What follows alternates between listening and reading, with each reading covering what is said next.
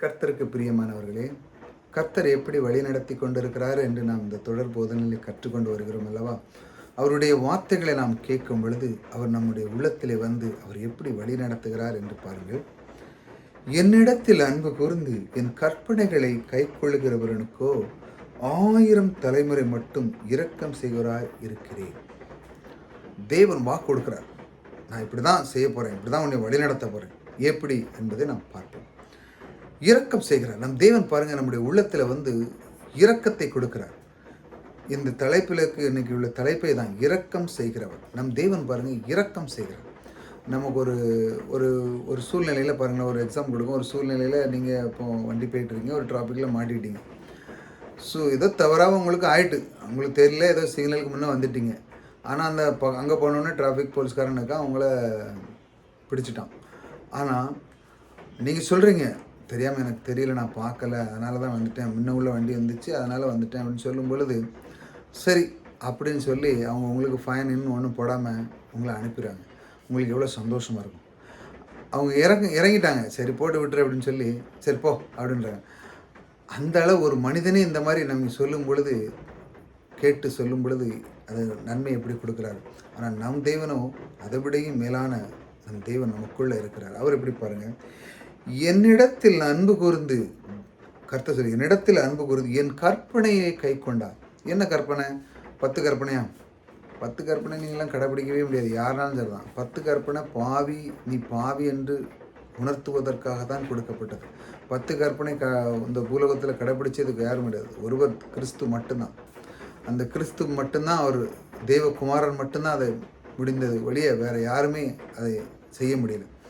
ஆனால் பாருங்கள், அந்த கற்பனை அல்ல, இப்பொழுது வேற ஒரு கற்பனை இருக்குது. என்ன கற்பனைன்னு பாருங்கள், தேவனுடைய வாக்கு தத்தங்கள். அதாவது அவர் மேலே அன்பு வச்சு அந்த கற்பனைகளை கை கொள்கிறவர்களுக்கு எப்படி கை கொள்ளணும். இப்போ ஒரு வாக்கு தத்தம் இருக்குன்னு வச்சாங்களா, நான் உன்னை விட்டு விலக மாட்டேன், நான் உன்னை கைவிட மாட்டேன், இப்படி ஒரு வாக்கு தத்தம் இருக்குது, தேவன் கொடுத்துருக்காரு.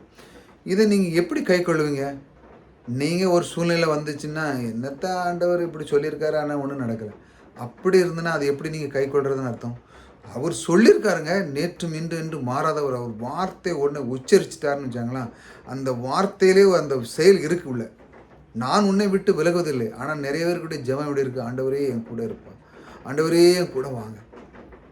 அவர் ஏற்கனவே சொல்லிட்டார், நான் உன்னை விட்டு விலகுவதும் இல்லை, உன்னை கைவிடுவதும் இல்லை. கூடவே இருந்துக்கிட்டு தான் இருக்காரு. ஆனால் நம்ம வாங்கப்பா வாங்கப்பான்னு சொல்லிகிட்டே இருக்கோம். இப்படி தான் ஜெபம் பண்ணுற வழியே, கூட இருக்கிறவரே உமக்கு நன்றி, என் கூட வந்து கொண்டு இருக்கிறவரே உமக்கு நன்றி, எப்பொழுதும் உன் கூடவே இருக்கிறவரே உமக்கு நன்றி. பிள்ளைகளை பார்த்து சொல்ல, கர்த்தர் உன் கூடவே இருக்கிறாருமா, அதற்கு நன்றி. இப்படி நீங்கள் சொல்ல பழகிருக்கீங்களா? இப்படி சொல்ல பழகுங்க. அதான் அந்த கற்பனையை எப்படி அதை கை கொள்வதுன்னா, ஆம் அவர் சொல்லியிருக்கிறார், நான் உன்னை விட்டு விலக மாட்டேன், உன்னை கைவிட மாட்டேன் என்று சொன்ன அந்த கர்த்தர் எனக்குள்ளே இருக்கிறார். ஆக நான் அதை கை கொள்வேன், நிச்சயமாக அது நடந்து தீரும்னு சொல்லி அதை நீங்கள் அதை சொல்லி போகும்பொழுது என்ன நடக்க பாருங்கள், அதுக்குள்ளே நீங்கள் அந்த பில்ட் பண்ணுறீங்க, அந்த வார்த்தையை பில்ட் பண்ணுறீங்க. ஆம், நிச்சயமாக அவர் எனக்கு கூட இருக்கிறான்ப்பா, என்னை விட்டு விலகுவதுமில்லை, என்னை கைவிடுவதில்லைன்னு சொன்ன கர்த்தர் நிச்சயமாக இருக்கார். நீங்கள் உறுதியாக ஆணித்தரமாக நம்ப ஆரம்பிச்சிட்டிங்க.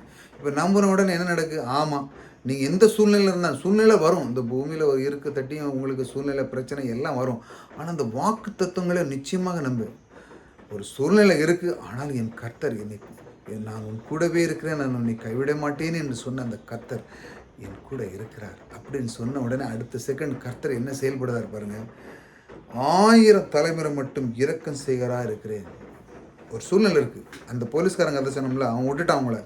அதே போல் இந்த கற்பனைகளை நீங்கள் சொன்னதை நீங்கள் முழுமையாக விசுவாசத்து மூலத்தில் வைத்த உடனே எந்த சூழ்நிலை தான் உங்களுக்கு இரக்கம் செய்கிறவர் கர்த்தரே இருக்கிறார்.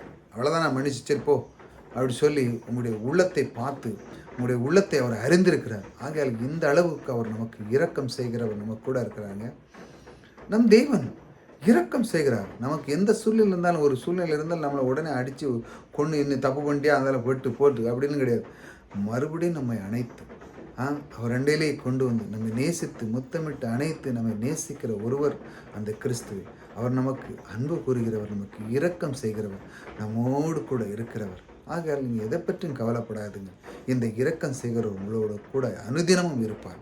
புதிதாக வந்து சப்ஸ்கிரைப் பண்ணுங்க. தொடர்ந்து நம்முடைய இந்த தொடரில் கர்த்தர் எப்படி வழி நடத்துகிறார் என்று நாம் பார்க்க போகிறோம். ஆகிய இன்று சொல்லப்பட்டது எனது அந்த வாக்குத்த கர்த்தர் மேல் அன்பு கூர்ந்து, அவருடைய வார்த்தை மேல் அன்பு கூர்ந்து, அதை கை கொள்ளும் பொழுது அந்த வார்த்தை நிச்சயமாக எடுத்து இதுதான் என் தேவன் சொன்னது என்று சொல்லும் பொழுது தேவன் உங்களுக்கு 1000 தலைமுறை மட்டும் நீங்கள் எல்லாம் இந்த வார்த்தையை நீங்கள் முழுமையாக உள்ளத்தில் விசாரித்தோன்னே என்ன நடக்குன்னா, நீங்கள் இதே பிள்ளைக்கு சொல்லிக் கொடுத்து அது ஒவ்வொரு நாளும் அது அப்படியே 1000 தலைமுறை மட்டும் அவர் உங்களுக்கு இரக்கம் செய்கிறவராக இருக்கிறார்.